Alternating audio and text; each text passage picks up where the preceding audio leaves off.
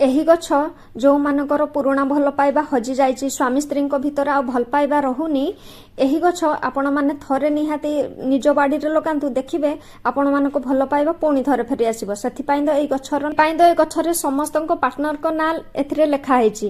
ଆଉ ଯିଏ ବି ଲେଖିବ। ହ୍ୟାଲୋ ଫ୍ରେଣ୍ଡସ୍, ଜୟ ଜଗନ୍ନାଥ।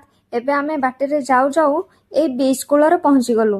ଦେଖିଲୁ କି ବିଚ୍ ର ଭାଇ ବହୁତ ସୁନ୍ଦର ଅଛି, ତ ଆମକୁ ମଧ୍ୟ ଟିକେ ଇଚ୍ଛା ହେଲା ତଳକୁ ଯିବା ପାଇଁ। ଏଠି ଦେଖନ୍ତୁ କେତେ ସୁନ୍ଦର ଜାଗା ହେଇଛି, ଆଉ ସମସ୍ତେ କେତେ ସୁନ୍ଦର ପୁରା ଏନ୍ଜୟ କରୁଛନ୍ତି।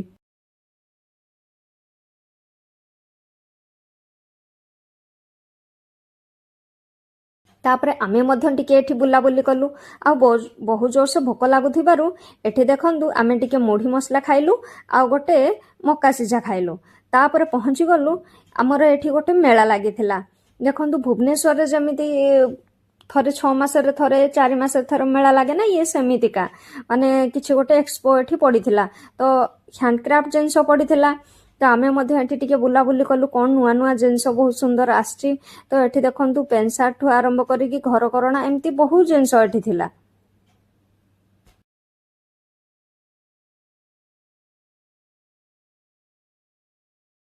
ଏଠି ବୁଲାବୁଲି କରୁ କରୁ ରାତି ହେଇଯାଇଥିଲା। ତ ଆମେ ପହଞ୍ଚି ଗଲୁ ଜୟ ଜଗନ୍ନାଥ ରେଷ୍ଟୁରାଣ୍ଟରେ।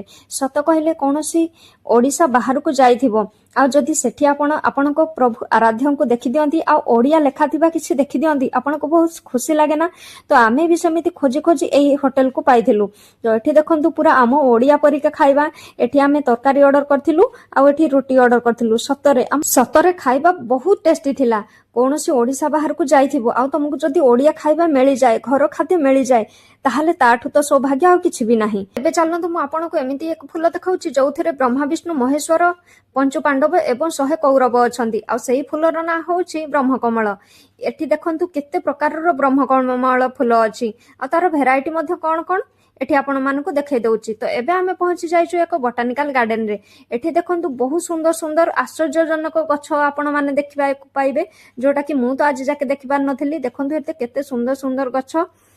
ସୁନ୍ଦର ଗଛ କ'ଣ ମାନେ ନୂଆ ଭେରାଇଟିର। ଆଉ ଇଏ ଦେଖନ୍ତୁ ଗୋଟେ ଗଛ ଯୋଉଟା କି ପୁରା ଗୋଟେ ଛୁଇଁ ପରିକା ଦେଖିବାକୁ। ଆଉ ଇଏ ଦେଖନ୍ତୁ ଏମିତି ଏକ ଗଛ, ମାନେ ଇଏ ଗଛ ନା କ'ଣ ସେଟା କିଛି ବି ଜଣା ପଡୁନି। ଆଉ ଇଏ ଆପଣ ଭାବିବେନି ଇଏ ପାଣି କଖାରୁ ବୋଲି, ଇଏ ବି କ'ଣ ନା ମୁଁ ବି ଜାଣିପାରୁନି। ଆଉ ଦେଖନ୍ତୁ ଏ ପତ୍ରରେ କେମିତି ଛୋଟ ଛୋଟ ଫୁଲ, ମାନେ କେତେ ସୁନ୍ଦର ସତରେ ଏ ଗଛ ସବୁ ନା।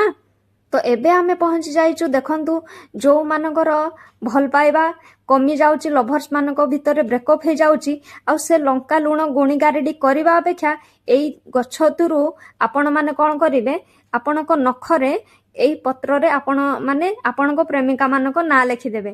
ତ ତାପରେ ତ ଦେଖିବ କେମିତି ବଶବର୍ତ୍ତୀ ହେଇଯିବେ ସେମାନେ। ଆଉ ଦେଖନ୍ତୁ ଏଠି ସମସ୍ତେ କେତେ ସୁନ୍ଦର ସୁନ୍ଦର ସେମାନଙ୍କ ପାର୍ଟନରଙ୍କ ନାଁ ଲେଖିଛନ୍ତି। କିଏ ଗଡଙ୍କ ଲେଖିଛି, କିଏ ମନି ନାଁ ଲେଖିଛି। ତ ଦେଖନ୍ତୁ କିଏ ଗଭର୍ଣ୍ଣମେଣ୍ଟ ଜବ୍ ବି ଏଠି ଲେଖିଛନ୍ତି। ଦେଖନ୍ତୁ ଏଠି ସତରେ ଏଇ ଗଛ ଆପଣ ମାନଙ୍କ ଭଲ ପାଇବାକୁ ପୁଣି ଫେରେଇ ଦିଏ, କାହିଁକି ନା ଏଟା ପ୍ରୁଫ୍ ହେଇଛି। ଦେଖନ୍ତୁ ସମସ୍ତେ ଏଠି ସମସ୍ତଙ୍କ ନାଁ ମଧ୍ୟ ଲେଖିଛନ୍ତି। ଦେଖନ୍ତୁ କ'ଣ କ'ଣ ଗୋଟେ ଲେଖିଛନ୍ତି, କିଛି ନାଁ ବି କିଛି ବୁଝା ପଡୁନି। ଆଉ କିଛି ଦେଖନ୍ତୁ କେତେ ସୁନ୍ଦର ସୁନ୍ଦର ସେମାନେ ସବୁ ନାଁ ଲେଖିଛନ୍ତି। ଆପଣ ମାନେ ବି ଯଦି ଚାହୁଁଛନ୍ତି ଏହି ଗଛରେ ଆପଣ ମାନଙ୍କ ଭଲ ପାଇବା ନାଁ ଲେଖିବା ପାଇଁ, ତ ଆପଣ ମାନେ ଦେଖନ୍ତୁ ଏଠି ଦେଖନ୍ତୁ ମୋ ହଜବେଣ୍ଡ ମଧ୍ୟ ମୋ ନାଁ ଆଉ ତାଙ୍କ ନାଁ ଲେଖୁଛନ୍ତି। ସେ କୋଉଥିରେ ଲେଖିବେ ଜାଣିପାରୁନାହାନ୍ତି। ତ ଦେଖନ୍ତୁ ସିଏ ଏଠି ଆମର 2 ଜଣ ଯାକର ନାଁ ଲେଖୁଛନ୍ତି। ଆକ୍ଚୁଆଲି ୟାକୁ ନଖରେ ଲେଖିବା ଦରକାର, ମାନେ ଏଇ ସାଇନ ବୋର୍ଡରେ ଲେଖା ହେଇଛି କି ଆପଣ ମାନେ ଏଇ ପତ୍ରରେ ମାନେ ଆପଣ ମାନଙ୍କ ନେଲରେ ଆପଣ ମାନେ ଯଦି ସେମାନଙ୍କ ନାଁ ଲେଖୁଛନ୍ତି, ତାହେଲେ ଆପଣ ମାନେ ଯାହା ନାଁ ବି ଲେଖୁଛନ୍ତି ଆପଣ ନିହାତି ତାକୁ ପାଇଯିବେ। ତ ସମସ୍ତେ ଏଠି କିଛି ନା କିଛି ନାଁ ଲେଖିକି ଯାଉଛନ୍ତି। ଆଉ ଏଠି ଦେଖନ୍ତୁ ମୋ ହଜବେଣ୍ଡ ମଧ୍ୟ ତାଙ୍କ ନାଁ ଉପରେ ଲେଖୁଛନ୍ତି, ଆଉ ଏଠି ଲଭ୍ କରିକି ମୋ ନାଁ ଲେଖୁଛନ୍ତି। ଯୋଉମାନେ ଚାହିଁବେ ଏଠି ଆସିକି ଆପଣ ମାନଙ୍କ ନାଁ ଲେଖିପାରିବେ।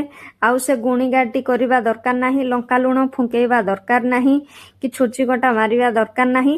ଏଠି ଦେଖନ୍ତୁ ଏଇ ଗଛଟା ଏମିତି ଦେଖିବା ପାଇଁ, ତା ପତ୍ର ମଧ୍ୟ ଏମିତି। ଆଉ ଯେଉଁମାନଙ୍କର ବାହାଘର ପାଇଁ ଘର ଲୋକମାନେ ମାନୁନାହାନ୍ତି, ସେମାନେ ତ ନିହାତି ଥରେ ଏ ଫର୍ମୁଲା ଆପ୍ଲାଏ କରିବା ଦରକାର। ଆଉ ଏଇ ଗଛ ସମସ୍ତଙ୍କ ଲଭ୍କୁ ସକ୍ସେସ୍ କରେ ବୋଲି ୟାର ନାଁ ହେଉଛି ଲଭର୍ସ ଟ୍ରି। ୟାକୁ କେହି କେହି ଭାଲେଣ୍ଟାଇନ୍ସ ଟ୍ରି ମଧ୍ୟ କୁହାଯାଏ, ଆଉ ୟାକୁ ସିଗ୍ନେଚର ଟ୍ରି ମଧ୍ୟ କୁହାଯାଏ। ଆପଣ ଚାହିଁଲେ ତାକୁ ଅନଲାଇନରୁ ସର୍ଚ୍ଚ କରିପାରିବେ, ଆଉ ଆପଣ ଚାହିଁଲେ ତାକୁ ଘରକୁ ଅର୍ଡର ମଧ୍ୟ କରିପାରିବେ। ତ ଏବେ ଦେଖନ୍ତୁ ଆପଣମାନଙ୍କ ପାଇଁ ଏହି ଗଛଟି।